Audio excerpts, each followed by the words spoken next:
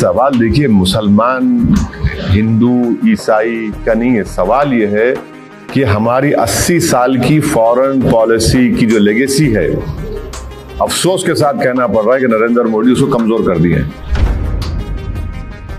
सवाल यह है कि 10 मिलियन जो भारत के लोग इन गल्फ कंट्रीज में काम कर रहे हैं, इजराइल में भी है, ईरान में भी है, उनका क्या होगा? आप होते कौन है? आप जेनीवा में बातचीत कर रहे हैं और ब्रेक थ्रू हो गया टॉक्स में, और आप हमला कर रहे थे इजराइल बोल रहा है बोल के। यानी आप वेस्टर्न वर्ल्ड अगर बोलेगा कि नहीं ये खराब है तो खराब हो जाएगा क्या? सर, आपने इंटरनेशनल हवाले से बात की। अगर हिंदुस्तान की बात कर लिया जाए, यहाँ पे एक मुस्लिम समाज रहता है, उसके नब्ज को, उसकी चीज़ों को आप पहचानते हैं, उसके लीडर भी हैं उस कम्युनिटी से। क्या हमारे अंदर, भारत के अंदर क्या असर पड़ सकता है? किस तरह की फीलिंग आएगी? नहीं, सवाल देखिए मुसलमान, हिंदू, ईसाई का नहीं है। सवाल यह है कि हमारी 80 साल की फॉरेन पॉलिसी की जो लेगेसी है, अफसोस के साथ कहना पड़ रहा है कि नरेंद्र मोदी उसको कमजोर कर दिए हैं। हम हमेशा न्यूट्रल थे इन मामलात में, और न्यूट्रल बिल्कुल थे, सबको मालूम था। आप इजराइल को विजिट करके और आपके विजिट के खत्म होने के बाद इख्तिलाफ फौरन हमला हो गया। तो ये सवाल ये देखिए, भारत की जो 80 साल की फॉरेन पॉलिसी लेगेसी थी, उसका क्या होगा? सवाल यह है कि 10 मिलियन जो भारत के लोग इन गल्फ कंट्रीज में काम कर रहे हैं,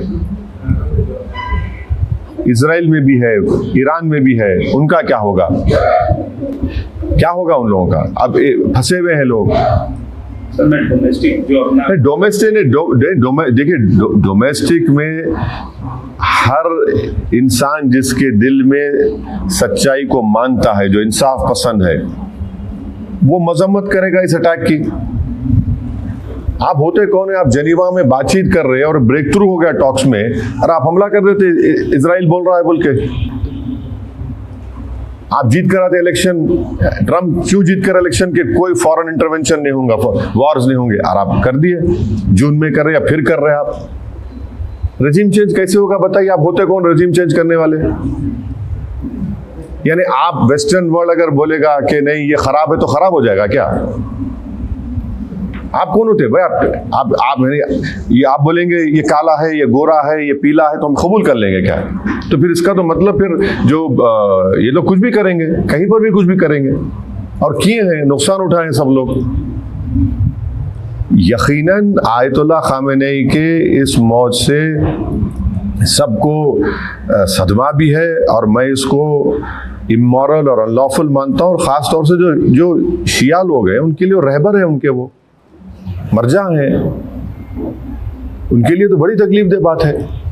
हमारे लिए भी उनके लिए ज़्यादा तकलीफ दे बात है। ये कहना चाहते हैं कि हिंदुस्तानी अवाम में इस चीज़ को लेकर गुस्सा है। देखिए, जो इंसाफ पसंद होगा, जो भारत की 80 साल की फॉरेन पॉलिसी को फख्र से देखता है कि हम इन मामलात में न्यूट्रल थे, तो यकीनन उनको तकलीफ होगी।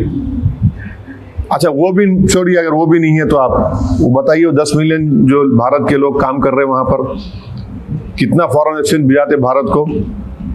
ऑयल हमारा कहां से आता बताइए? $1 अगर ठीक है रिजर्व होंगे, $1 अगर बढ़ेगा तो कितना बोझ पड़ेगा?